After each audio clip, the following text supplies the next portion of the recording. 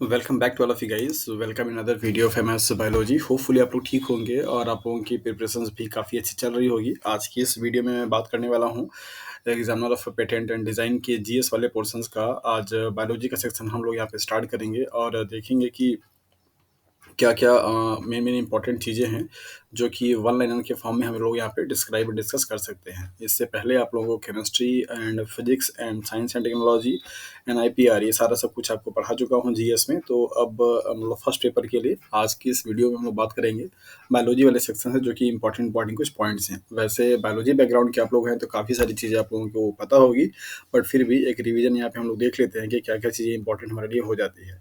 सो biology जब भी start करेंगे सबसे फर्स्ट ऑफ ऑल हमारा यहाँ पे सेल होता है। और जैसा कि आप सब लोग जानते हैं कि सेल किसी भी लिविंग सिस्टम्स के लिए सबसे बेसिक जो फंडामेंटल यूनिट है स्ट्रक्चरल एंड फंक्शनल वो कहलाती है। सो इसको लेकर कुछ कुछ इंपॉर्टेंट जो डिस्कवरीज होती हैं उनके रिगार्डिंग क्वेश्चन आपके एग्जाम में आ जाते हैं। तो यहाँ पे हम लोग देख लेते हैं कि क्या क्या चीज़ें हैं वो और किस तरीके से आप उनको एक सेकंड, किस तरीके से वो चीज़ें एग्जाम्स के पॉइंट ऑफ व्यू के लिए इंपॉर्टेंट हो जाती हैं। तो सबसे first of all cell basic smallest structure and functional unit of life is called cell through which organs are made up. किसी भी यूनिसेलर हो मल्टी सेलर हो, सेल के बेसिस पे नंबर ऑफ सेल जो कंपाइल और उनके बेसिस पे ऑर्गन्स को दो कैटेगरी में डिवाइड किया जाता है। यूनिसेलर वो होंगे जो कि आपके सिंगल सेल से मिलकर बने होंगे, लाइक जितने भी आपके प्रोटोजोअन्स होते हैं।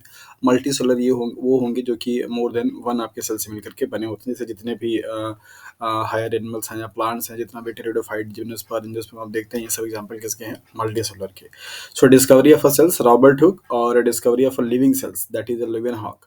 सो first of all cork cambium में सेल लाइक स्ट्रक्चर जो देखा था, it was discovered by Robert Hooke. उन्होंने 1665 में ये बताया था कि सेल जो होता है वो किसी भी ऑर्गेनिज्म का एक छोटा सा रूम लाइक स्ट्रक्चर है, जिसको कि उन्होंने सेल का नाम दिया था। और इसके बाद लिविंग जो सबसे फर्स्ट सेल्स डिस्कवर की गई थी लेवन हॉक के द्वारा किया गया था। इनको आप बैक्टीरिया की डिस्कवरी के नाम से भी जानते हैं। Study of a cell is known as cytology और study of a tissue known as histology and tissue that is the group of a similar kind of a cells. जैसे हमारी बॉडी के अलग अलग ऑर्गन्स के लिए अलग अलग टाइप के क्या है मतलब सेल्स पाए जाते हैं, तो एक सेम काइंड के जो सेम फंक्शंस को परफॉर्म करता हो, जिनकी ओरिजिन सेम होती हो, ऐसे काइंड के सेल्स को के ग्रुप को आप टिश्यूज के नाम से जानते हैं। राइट। सो बेसिकली यहाँ पे आपको 5 इन्फॉर्मेशन दी गई जो कि इंपॉर्टेंट था। नंबर पहला कि सेल की डिस्कवरी किसने किया, लिविंग सेल्स की डिस्कवरी किसने किया, और स्टडी ऑफ अ सेल को आप क्या बोलते हैं, स्टडी ऑफ अ टिश्यूज को आप क्या बोलते हैं, और ग्रुप ऑफ अ सेल्स को आप क्या बोलते हैं, दैट इज द टिश्यू। तो इस तरीके से ये इन्फॉर्मेशन थी। Now come to the next that is the structure of a cell. So first of all जैसा कि आपको पता है अच्छी तरीके से कि थ्री डोमेन्स में पूरा का पूरा लिविंग सिस्टम डिवाइड किया जाता है। तो यहाँ पे सबसे पहले आपको ये जो दिखाया जा रहा है that is the bacterial cells है।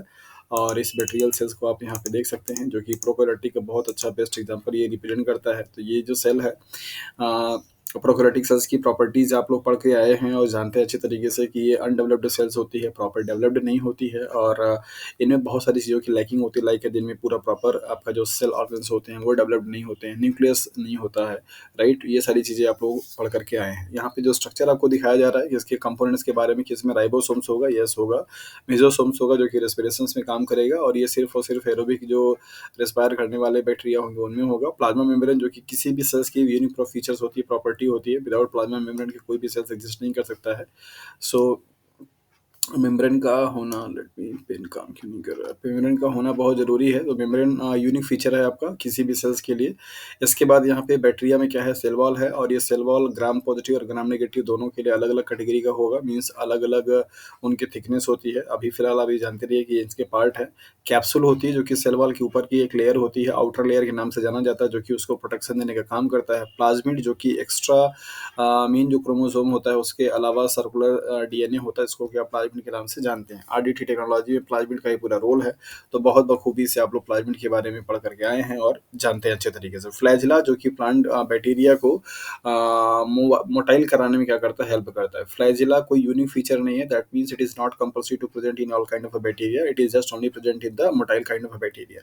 जो बैक्टीरिया आपके मोटाइल होंगे उनमें क्या होगा, ये प्रेजेंट होगा। और फैब्री जो कि आपका एक हेयर लाइक स्ट्रक्चर्स पाया जाता है बैक्टीरियल के सेल्स के ऊपर, ये इनके कह सकते हैं रिप्रोडक्शन में, फर्टिलाइजेशन में हेल्प करने का काम करता है। और क्रोमोसोमल डीएनए, दैट मीन्स इनका जो मेन क्रोमोसोम है वो डीएनए होता है। आप जानते हैं कि बैक्टीरिया के सेल्स में सिर्फ सिंगल डीएनए पाया जाता है, वो भी न्यूक्लियस के अंदर भी नहीं होगा। ऐसे ही आपका साइटोसोल में स्कैटर्ड होता है, जिसको कि आप न्यूक्लियोइड के नाम से जानते हैं। So this is a brief idea about the all the part of prokaryotic cells. और आपसे पूछा जा सकता है एग्जाम्स में कि कौन सा पार्ट प्रोकैरियोटिक सेल्स का है या नहीं है। तो कीप इन माइंड ऑलवेज, यहाँ पे जो आपके सेल ऑर्गेन्स होंगे वो सेल ऑर्गेन्स आपका एब्सेंट होगा, like the chloroplast, mitochondria, Golgi body, endoplasmic reticulum, right, ये सारे होंगे। राइबोसोम जो कि यहाँ पे पाया जाता है जो 70s टाइप का होगा, और आपका ये प्रोटीन सिंथेसिस में हेल्प करता है। मेजोसोम जो कि रेस्पिरेशन में हेल्प करेगा। प्लाज्मा मेम्ब्रेन जो कि मटेरियल्स को ट्रांसपोर्ट करने में क्या करता है, हेल्प करता है, आउटसाइड से इनसाइड, इनसाइड से आउटसाइड। कैप्सूल जो कि प्रोटेक्शन का काम करता है। सेल वॉल भी इनका एक बैरियर होता है जो कि रिजिडिटी प्रोवाइड करती है, शेप देता है, और बहुत सारे एंटीबायोटिक्स से इनको प्रोटेक्शन देने का क्या करता है, रेजिस्टेंट बनाने का भी क्या करता है, काम करता है।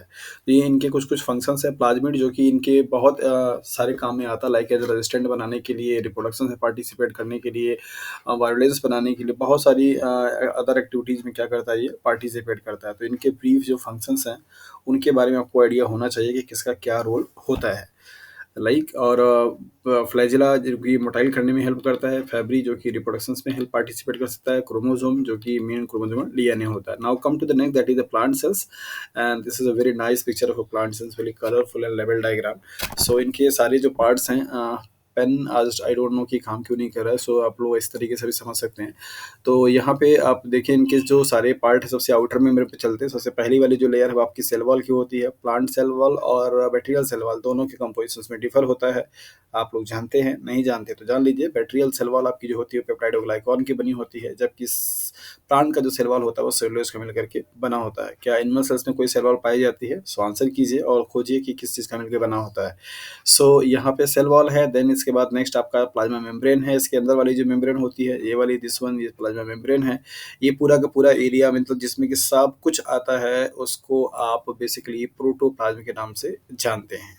अगर इस पूरे एरिया में से इस न्यूक्लियस वाले पार्ट को क्या किया जाए, हाइड कर दिया जाए, तो ये जो रिमेनिंग एरिया बचेगा, मतलब कि ये वाला पूरा एरिया जो ग्रीन आपको दिखाई दे रहा है, ये इसको आप क्या बोलेंगे, दैट इज साइटोप्लाज्म के नाम से जानते हैं। तो cytoplasm and plus nucleus is equal to that is the protoplasm, means you can say that कि protoplasm is equal to cytoplasm as plus nucleus. So nucleus और उसके सराउंडिंग के सारे कंपोनेंट्स को मिला करके जो एरिया बनेगा उसको आप बोल सकते हैं protoplasm. In simple way protoplasm can also be defined as what, that is the all the components bounded by the cell membrane is known as the protoplasm। जितना भी इस सेल मेम्ब्रेन के थ्रू ऐसे पूरी बाउंड्री है जो बनाई गई है, सेल मेम्ब्रेन के अंदर के सारे जो कंपोनेंट्स होंगे उनको आप प्रोटोप्लाज्म के नाम से जानते हैं।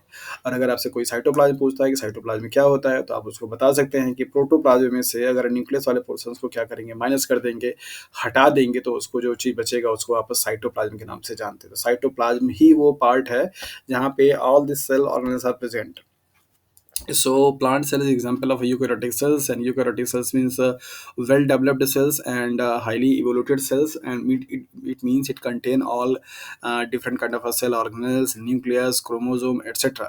So यहाँ पे आप देख सकते हैं जैसे लाइक है कि राइबोसोम्स है, पेरोक्सीसोम्स है, न्यूक्लियस है, न्यूक्लियोलस है, एंडोप्लाज्मिक रेटिकुलम है, माइटोकॉन्ड्रिया है, और साइटोप्लाज्म है, गोल्गी बॉडी है, क्लोरोप्लास्ट है, वैक्यूल्स है, माइलोप्लास्ट है, सेल मेम्ब्रेन है। ये सब इनके क्या है, पार्ट होते हैं। सब का अपना अलग अलग क्या है, फंक्शन है। जैसे come to the cell wall. Cell wall जो है इनके सेल को क्या करता है, शेप देता है, रिजिडिटी प्रोवाइड करता है, और इनको बाहरी जो जर्क होते हैं उनसे बचाने का क्या करेगा, काम करेगा।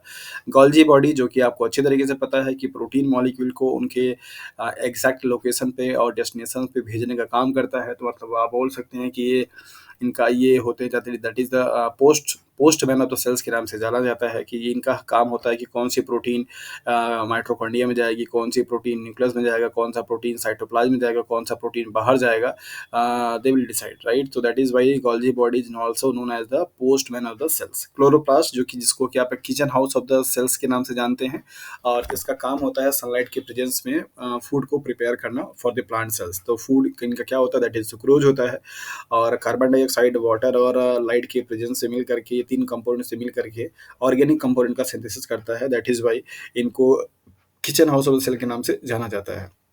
वैक्यूल्स जो कि बेसिकली पूरे प्लांट सेल्स का काफ़ी ज़्यादा वॉल्यूम कवर करता है, एरिया कवर करता है, और जिस मेम्ब्रेन से ये बाउंड होता है उसको टोनोप्लास्ट के नाम से जाना जाता है। तो tonoplast is the membrane of vacuole, और इसमें पूरा आपका सेल स्टैप भरा, मतलब आपका लिक्विड पूरा भरा हुआ होता है। ये एक तरीके से डिब्रिजेस को रखने का काम करता है, जो भी सेल के वेस्ट मटेरियल्स होते हैं। और इसके बाद आपका आता है दैट इज़ एमाइलोप्लास्ट। ये भी आपका क्लोरोप्लास्ट, इसे प्लास्टिड की तरफ से आपका आता है, जो कि कलरलेस होते हैं, मतलब कि अदर देन ग्रीन कलर का होता है। और इसके बाद यहाँ पे है आपका माइटोकॉन्ड्रिया, जो कि power house of the cells के नाम से जाना जाता है। माइटोकॉन्ड्रिया चूँकि यहाँ पे सेलुलर रेस्पिरेशंस होते हैं, जितने भी एटीपीज़ आपके फूड के ऑक्सीडेशन से बनता है, वो सब के सब एटीपी को प्रोड्यूस करने का जो सोर्स है, जो प्लेस है, दैट इज़ द माइटोकॉन्ड्रिया। आप रिमेंबर, आप पढ़ के आ चुके हैं ग्लाइकोलाइसिस, टी से साइकिल, इलेक्ट्रॉन ट्रांसपोर्ट चेन, ये सब कुछ पढ़ कर के आ चुके हैं।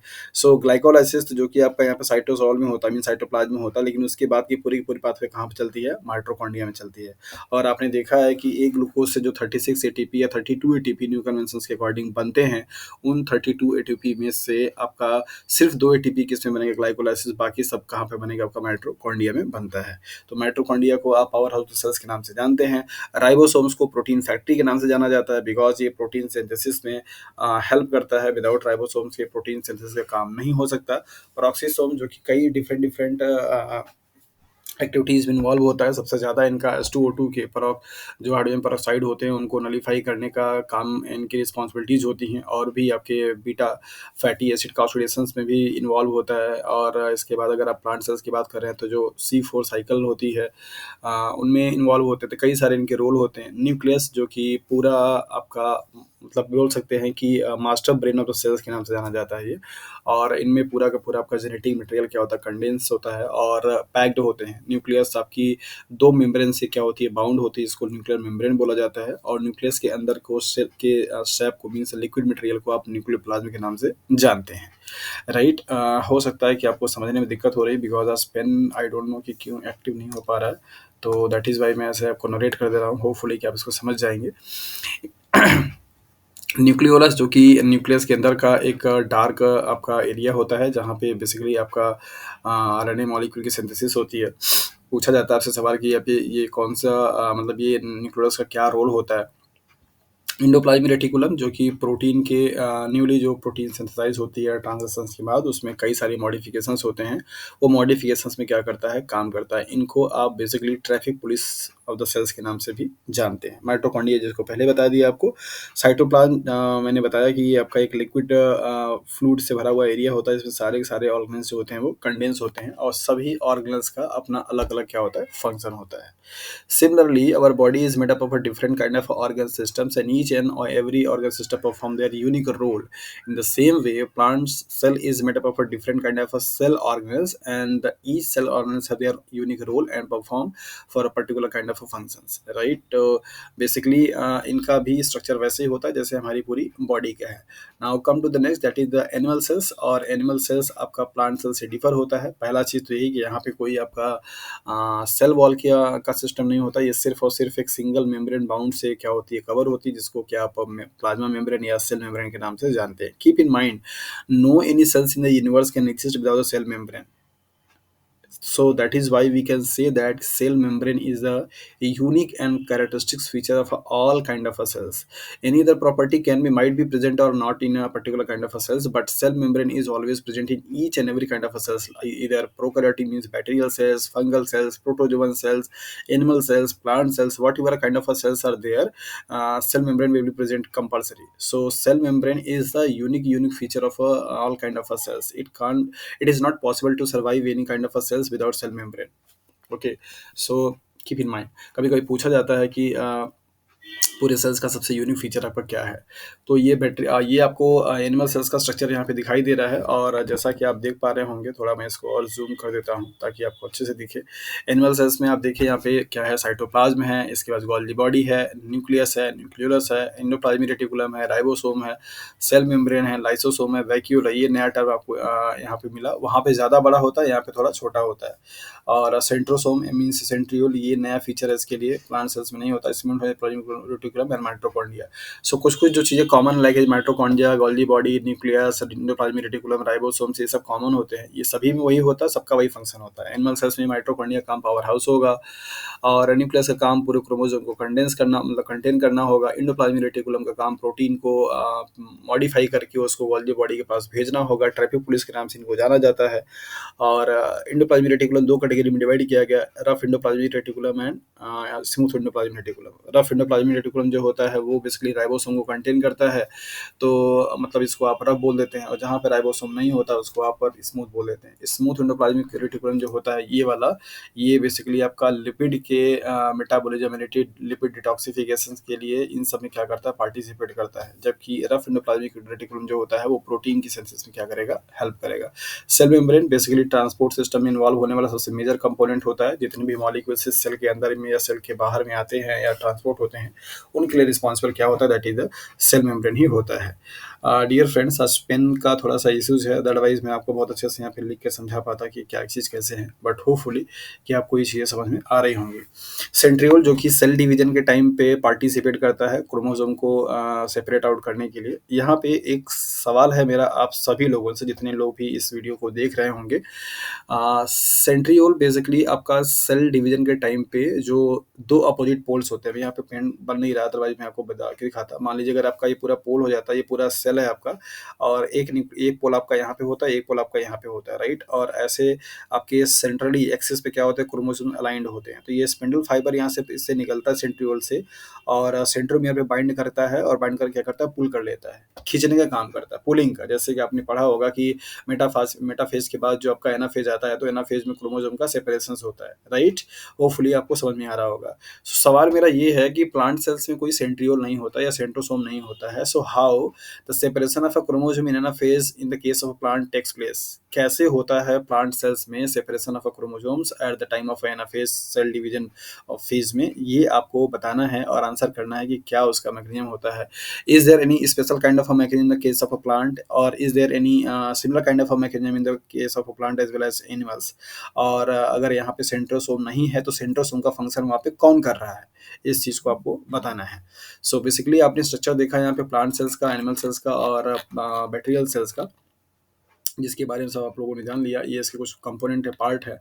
सेल मेम्ब्रेन को आप प्लाज्मा मेम्ब्रेन के नाम से जानते हैं। न्यूक्लियस का मेम्ब्रेन को न्यूक्लियर मेम्ब्रेन, उसके अंदर के फ्लूइड को बेसिकली आप न्यूक्लियोप्लाज्म, साइटोप्लाज्म जो कि मेम्ब्रेन के अंदर का पूरा पूरा का पूरा लिक्विड मटेरियल होता है। एंडोप्लाज्मिक रेटिकुलम जिसको आप ईआर बोलते हैं। स्मूथ एंड रफ दो तरीके के होते हैं, Golgi body, lysosomes, ribosomes and mitochondria, ये सारे आपके क्या हैं, पार्ट है। अब इन सब के बारे में आपको यहाँ पे स्टेटमेंट दिया गया है कि क्या क्या चीज़ें होती हैं। लाइक सेल मेम्ब्रेन क्या है, it is the outer membrane layer structure of the cells which is made up of lipid and protein and it provide structural support to the cells, it is semi permeable membrane.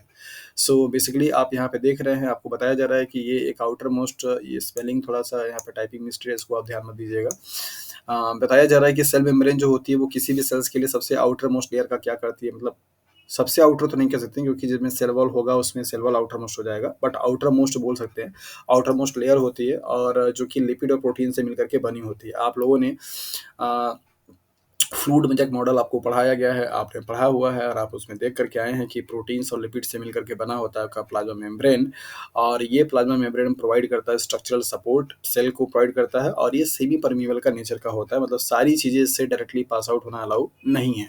Semi permeable का मतलब ये हुआ कि कुछ कुछ चीज़ें जो होंगी वो मतलब होंगी, जैसे लिक्विड वाले जो कंपोनेंट होते हैं वो आपके हो जाते हैं, तो ये इनकी फीचर्स होते हैं। Nucleus, it is the central part of the cells contain liquid called nucleoplasm.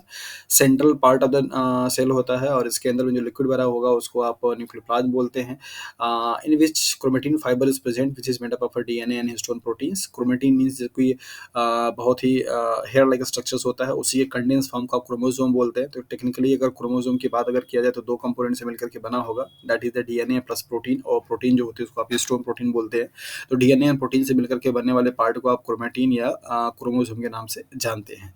And the during division of the cell, this chromatin fiber get break down into the smaller pieces called chromosome, और छोटे-छोटे pieces में क्या होता है, ये break down हो जाता है, which having many number of genes in there, genes are transmitted from one generation to another gene. So chromosome जो होता है वो पूरा एक तरीके से बोल सकते हैं कि डीएनए और प्रोटीन का कॉम्बिनेशंस होता है, और जब उसको उसमें अगर आप देखेंगे तो उसके एक-एक छोटे-छोटे पार्ट में कई सारे जीन्स होते हैं, और वो जीन्स एक जनरेशन से नेक्स्ट जनरेशन में क्या होते हैं, ट्रांसफर होते हैं। सो बेसिकली आप कह सकते हैं कि न्यूक्लियस के पास वो जो जेनेटिक मटेरियल है वो एक तरीके का व्हीकल का काम करता है कैरेक्टर को एक जनरेशन से नेक्स्ट जनरेशंस में ले जाने के लिए। तो आप उसको बेसिकली व्हीकल ऑफ हेरिडिटी के नाम से भी जानते हैं। नेक्स्ट है unit of heredity, that is the gene. Number of chromosomes 23 pair in the case of human beings. Maximum number of chromosomes ये बताया जा रहा है ओफियोक्लोसम एक प्लांट है जिसमें कि बेसिकली आपका 1260 या 630 पेयर क्रोमोसोम पाए जाते हैं। सबसे हाईएस्ट नंबर ऑफ क्रोमोसोम पाया जाने वाला है।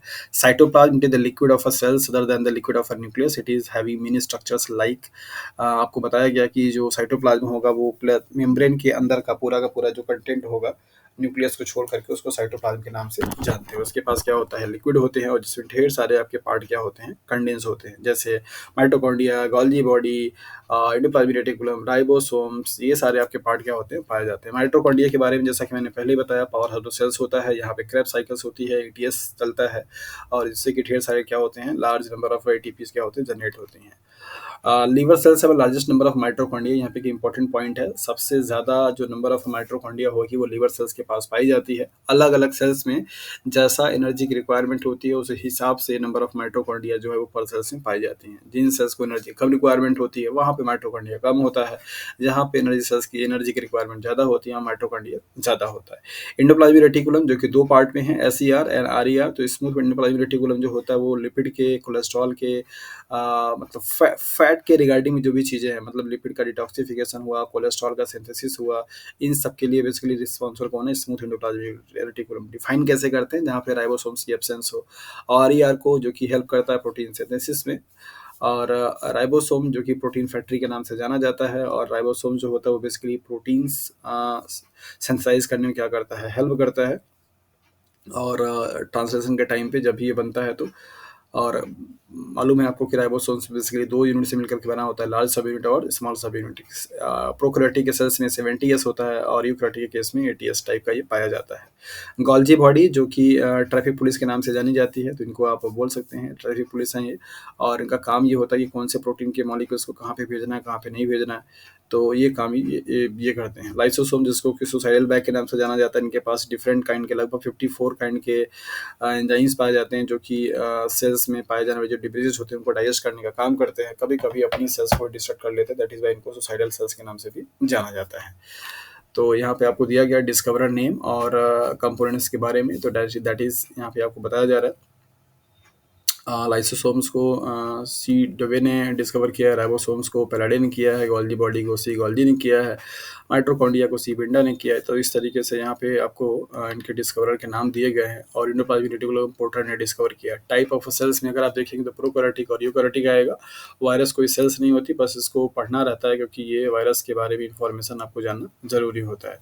प्रोकैरियोटिक सेल्स के बारे में प्रॉपर्टी आपको बताई गई कि इनका जो साइज होगा वो बेसिकली 1 से लेकर के 10 माइक्रोमीटर का होगा, जबकि अगर आप यूकैरियोटिक देखेंगे तो 10 से लेकर के 100 माइक्रोमीटर के आसपास होगा। Virus is not a cell, it is only primitive cells, और it is a kind of infectious particle, best defined as infectious particle. It is linked between the living and non living cells, and it is the exception of a cell theory. Cell theory के exception में आपको virus का example दिया जाता है। Propounder of cell theory is सोलन Schwann's discover the virus, Ivanowsky ने discover किया था, और फर्स्ट जो वायरस था वो टीएमयू ट्यूबरकुलोसिस वायरस के नाम से डिस्कवर किया गया, जाना जाता है, आपने देखा भी होगा। लार्जेस्ट जो सेल्स होती है वो ऑस्ट्रिच का एग होता है, स्मॉलेस्ट जो सेल्स होगी माइकोप्लाज्मा होगी, और पीपीएलओ के नाम से इसको जाना जाता है। और लॉन्गेस्ट जो सेल्स होगा वो न्यूरॉन्स होगा। Largest cells in human body जो होगी वो ओम सेल्स होगी। ये कुछ इन्फॉर्मेशन है जो कि आपके एग्जाम के लिए बहुत बहुत इंपॉर्टेंट होता है। आज पेन आई डोंट नो कि यहाँ पे टैब पे काम क्यों नहीं कर रहा, दैट इज़ वाई इसको मैं और ज़्यादा कंटिन्यू नहीं करूँगा, बिकॉज थोड़ा और लिख करके आपको बताते हैं चीज़ जब से समझ में आती है। सो आज के लिए इतना ही। Thank you for watching this video.